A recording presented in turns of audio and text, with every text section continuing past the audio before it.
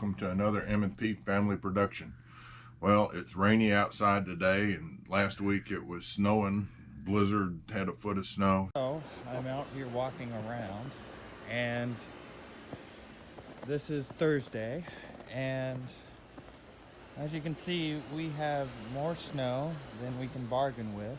Meanwhile, my roommate Rad's car, look at this. It's just entombed. It's like, and also the battery's dead, so we ain't going anywhere anytime soon. But I thought I would show you the extent of it. It's crazy. So yeah, stay tuned. I Haven't been able to get out, so I figured we'd do something that we can do indoors, little indoor shooting. And that leads into my Sheridan air rifle collection. I've got 1, 2, 3, 4, 5, 6, 7, 8, 9 of them. And I've accumulated these over the past 10 years or so. I started getting into them and picking them up when I run into them. You don't see them that often. So it's been a slow process. If you're not familiar with the Sheridan Model C air rifles, they're kind of unique. They are 20 caliber or 5mm. They use their own special pellet, lead pellet, and I've got various tins that they came in, metal tins, and they were made in Racine, Wisconsin. And the fellow that started the company was from Racine.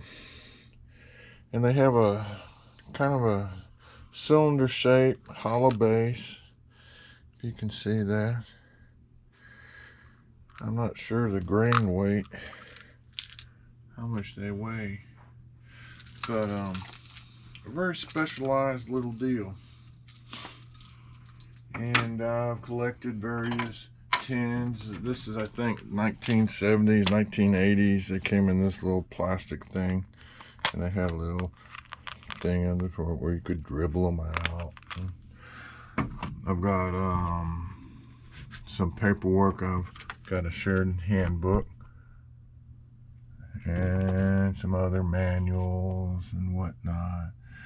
But interesting story. The history on these, they start going back to 1940, 43. Fella in Racine, what was his name? I was just reading it here in my book. Try to get a copy of this. This kind of tells you everything. This is kind of the go-to Bible for Sheridan air rifle. Wackerhagen of Racine, Wisconsin, and a partner, Bob Krause, started the company, and they developed a rifle. And they called it the A model, pump up 5mm air rifle, but it was a really nice gun, and it cost $56 in 1945 or 46. That was a lot of money to pay for a BB gun. So did not sell well. So they reduced it, came up with the Model B. Model B was very similar to Model A, that it was still too expensive, $42. And they made it from October 48 to June of 51. I've never seen a Model A or a Model B. I mean, they're rare. I've never seen one, touched one. But they hit the jackpot when they came up with the Model C. They were able to reduce the cost of production and still produce a very high quality gun. They basically made the Model C, and they called it the Blue Streak, or a nickel chrome plated one was a Silver Streak. And the Silver Streak was a few bucks more, and you don't see that many of them. I only have one. All the rest of mine are Blue Streaks. I think they quit making these guns in about, I'm not sure, 1990 time frame. They were bought out and acquired by the company that owned Crosman, another American airgun maker, and now that's, I think, is all gone. Crosman still exists. I don't know if they make anything stateside or not. I think they do, but nothing looks like the old Sheridan, or they don't make the 5mm anymore. It's hard to get the pellets, and nobody makes the Sheridan pellet. That odd design, that odd shape. So I'll show you a few early Model Cs were unique in a few ways. Where is my Model C? Our early one, here it is. They pumped up, pretty conventional. Pull back the bolt, put a pellet in, bang, shoot it. But these early ones had a safety that you had to depress before you could pull the trigger, see? Nothing. Depress that, put your thumb there, aim, and boom. I think they were recommended 6-7 pumps, 5 to 7 pumps for most of your shooting. If you needed some extra power, you could go all the way up to 10. I don't think that was recommended to go over 10, and I think they said 8 was enough. Often you'll find these guns here, and they are beat to heck and back. But you can see they had a very nice quality walnut stock, brass construction. They had a black enamel type finish, adjustable rear sight, super nice quality. I always wanted one of these when I was a kid, 11, 12 years old. I couldn't afford one. They were expensive. So I ended up with a Crosman or a Daisy or some darn thing. I don't know. But I bought these for $50 to, I think the most I've ever paid for one was $125. Sometimes they were all stocked in walnut. Look at the wood on this one.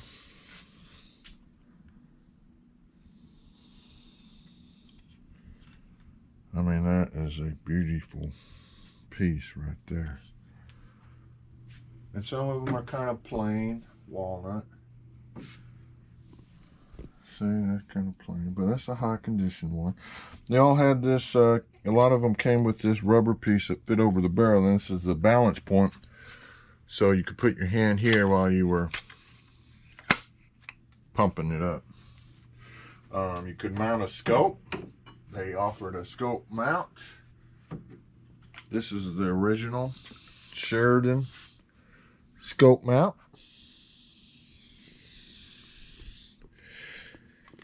And you had to mount it a certain way, because if you pinched too hard, you could separate the barrel from the tube here, which is not a good thing.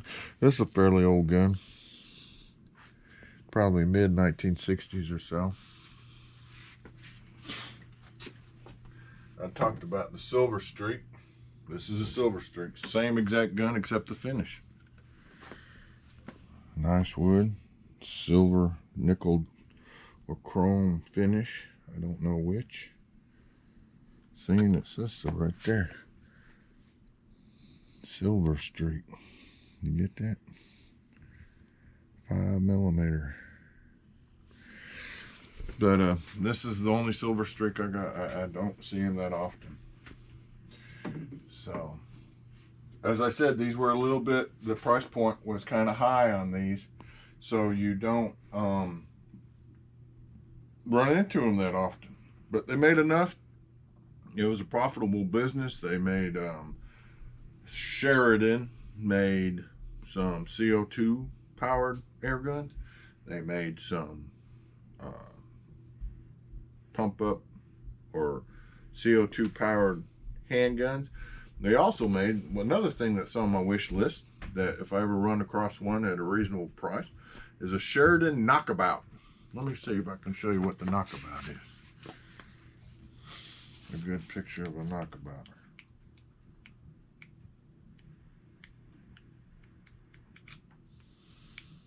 Well,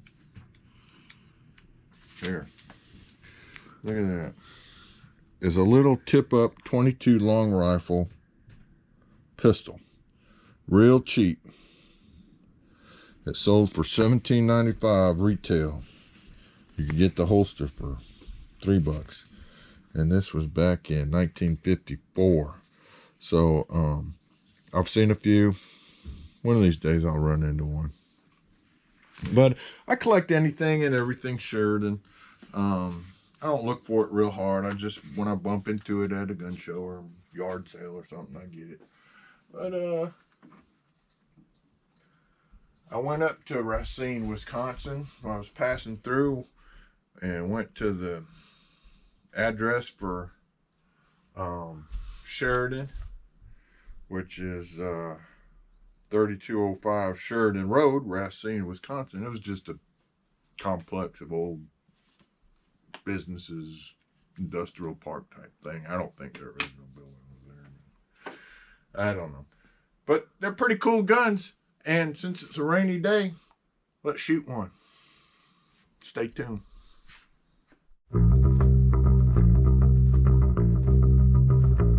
Well, hold your glasses high and drink to a fool. Well, one who has broken your love's precious rule. Well, hold your glasses high and drink to me, 'cause I was that fool. Oh, that's a my baby loving me. Well, my baby, baby, love me. My baby, baby, love me. And I don't know what I'll do. But I wish I'd been true. I wish I'd done her right. You know she's gone. Oh, I'm lonely every night. Well, my baby, baby, left me.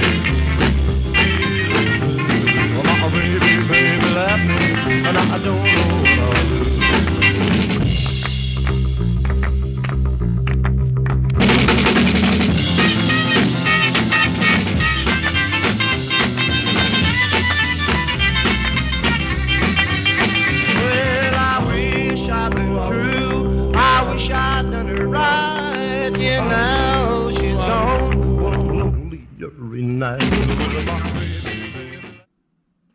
Well, we're here at our improvised little range.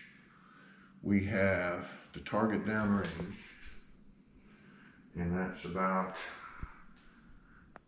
10 yards, 30 feet. So that will do. So let me pump some air in this sucker.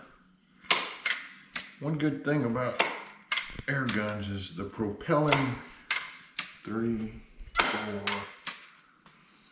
5. The propelling gas is free. Just takes a little labor to get it in there and compress.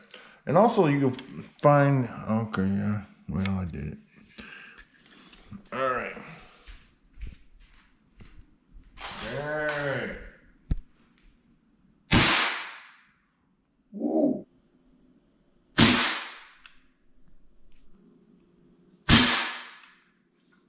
Well, I hope you enjoyed this little video. Hope you learned a little bit about Sheridan Model C air rifles, the blue streak and the silver streak. And it's a pretty cool little piece. Ow. See you guys later. Have a good one. Please like, please subscribe, and if you have any questions, ask. Have a good one. Bye. Bye.